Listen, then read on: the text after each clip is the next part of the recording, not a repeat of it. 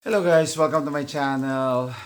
Today is Sunday, November 2, 2025, and gagawa tayong video about my Thomson Center Compass 2, TC Compass 2. Okay? So, pasensya na sa husky voice ko, no?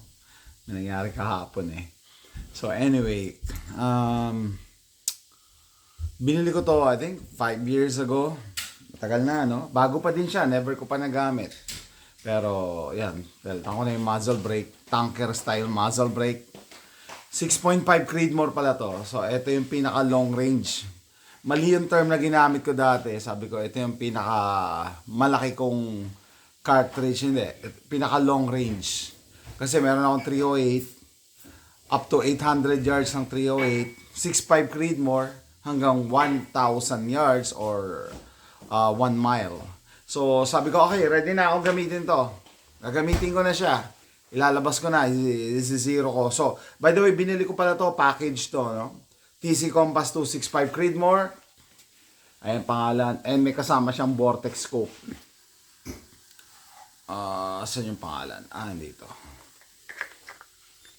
May kasama siyang vortex scope package. So sabi ko, sige, gagamitin ko na 6.5 Creedmoor.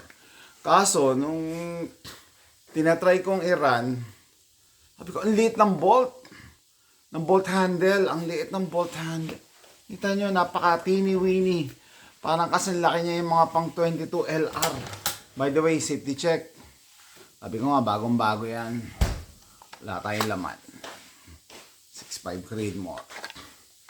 Napakaliit ng bolt. Tapos, parang medyo hindi pa swabe. So, ang ginawa ko habang nanonood ako ng Netflix, niraran na gano'n.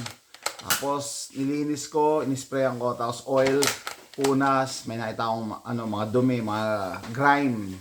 Okay? So, mas swabe na siya ngayon. I-run. Kaso nga, ang liit. And then, looking online, sabi ko, paano kayong gagawin dito? Pag pinagawa mo to, pina-extend mo yung bolt, mahal. Yeah, mahal yung mga gunsmithing works, no? Kaya ako mismo ayaw ni YouTube ng mga ganitong word. Ako mismo gagawa. So, pero hindi to original na ako nakaisip pa. Gagayahin ko lang isang gumawa rin sa YouTube. Gumamit siya ng nuts and bolts. Okay? So, hindi ko pwede ipakita paano yung actual na pero yung process. Pero magiging extension siya nito. Siya yung magiging extension. So, plus, mura lang to. Kahapon bilhin namin sa Ace Hardware. $4 lang to. Ang problema ko dito, napansin ko kanina habang nahawakan ko, mabigat. Meron siyang weight kasi stainless eh. Kaya ako nang pinili stainless kasi parang hindi nga kalawangin. Problema ka mabigat. So, I'm gonna do is, I'm gonna try to remove some materials using a drill. Ididikit ko siya using a super glue. Tack weld. Meron tayong dyang wire welder. Tapos, tack weld uli yung isa. Tapos ito, babarinahin natin para lumusot to. Tapos, super glue or epoxy. Tapos, tack weld. Tapos, finishing yung heat shrink. Tara. Guys, change of plan. This steel is hard to drill. We're gonna weld it directly now. Or glue it first, then weld it. And then, I saw this type of screw for the end cap. I'm gonna use this. Alright, here we go.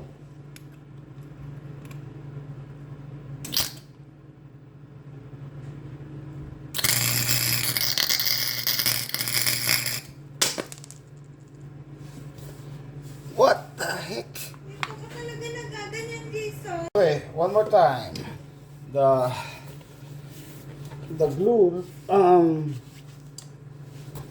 glue melted.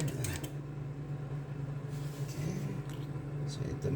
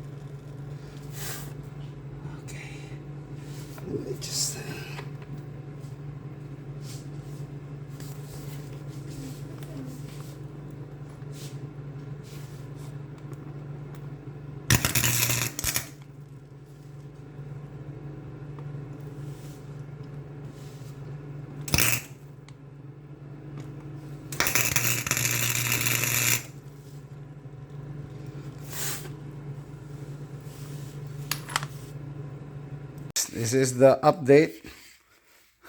It's ugly, but we'll fix it. After spray painting it, we can still cover that up. I re-welded the bolt knob. It's ugly, but we gotta do something to that. Okay. This is the 1-inch heat shrink.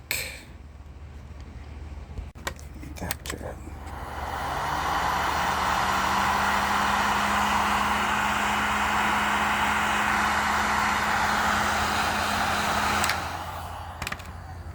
Guys, ito na yung finished product, no? So, it's up to you.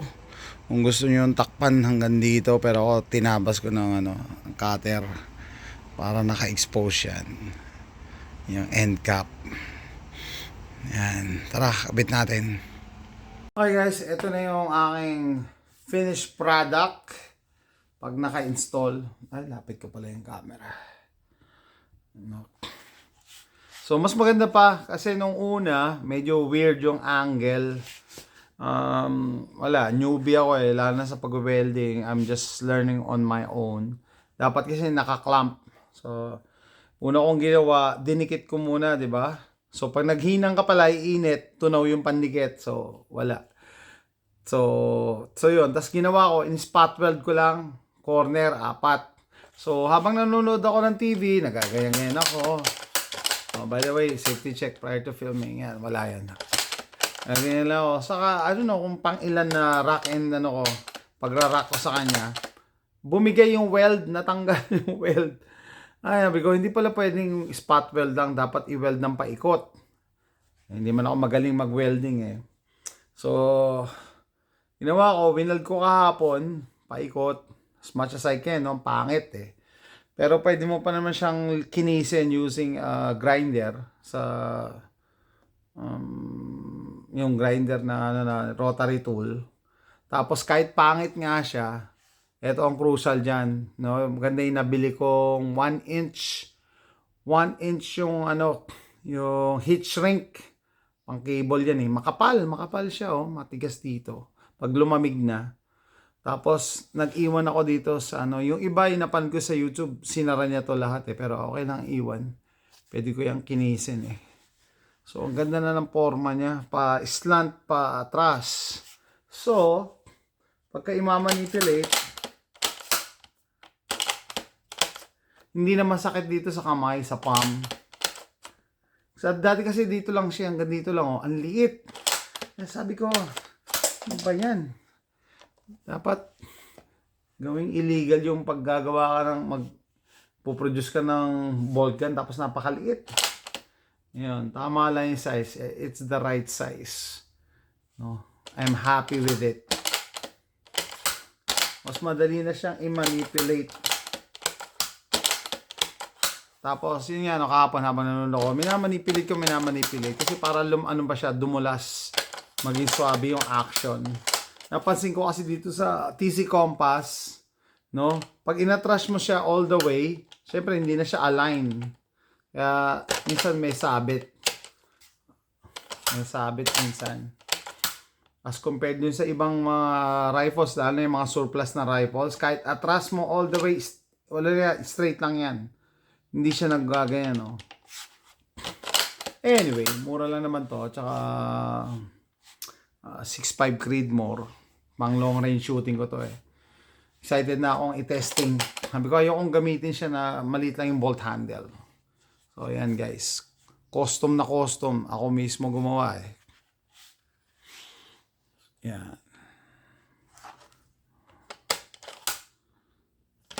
Pag i-store mo, pwede mo namang kung problema nyo yung nakausli, pag lalagay mo sa case, pwede mo tanggalin yung bolt Pakadali lang. Anyway, ito yung finished product. Parang professional na basta mayroong heat shrink. Tapos makapal pa yung heat shrink na yan, matibay. I think nabasa ko doon sa comment, heat shrink alone, kung nangyari hindi mo na kailangan i-welding, idikit mo lang super glue tsaka heat shrink, kaya So, I think kaya. No, ibig sabihin hindi siya hihiwalay. Pero syempre, meron akong pang welding eh. Why not? Why not choke nut? Yan po, extended bolt handle. Custom na custom. Based on my needs, perfect to. That's it guys. Thanks for watching. Bye. Like you, be strong to hold the powers of the